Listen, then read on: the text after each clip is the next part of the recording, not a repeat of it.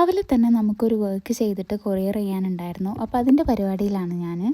ഈ ഒരു മഗ് എങ്ങനെയുണ്ട്? ക്യൂട്ടായിട്ടില്ലേ? ഇത് ഞാനൊരു പ്ലെയിൻ വൈറ്റ് മഗ്ഗിൽ പ്രിൻ്റ് ചെയ്തതാണ് കേട്ടോ. അങ്ങനെ ക്യൂട്ടായിട്ടുള്ളൊരു മഗ് വേണമെന്ന് പറഞ്ഞപ്പോൾ.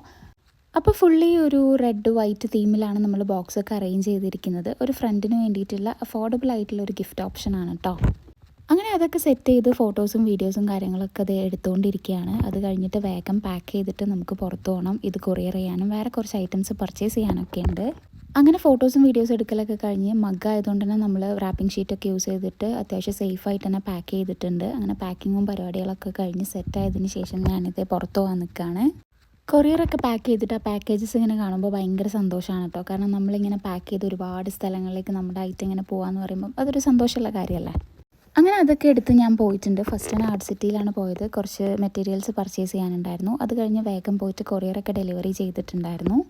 പിന്നെ നൈറ്റിൽ ഇതേ നോമ്പൊക്കെ പറഞ്ഞ ശേഷം ഞങ്ങൾ 3 പേരും കൂടി കുറച്ചും കൂടെ ഡ്രസ്സ് എടുക്കാനും ബാക്കി പരിപാടികളൊക്കെ ഉണ്ട്. അപ്പോൾ അതിന് വേണ്ടിയിട്ട് പുറത്ത് പോയിട്ടുള്ളതാണ്.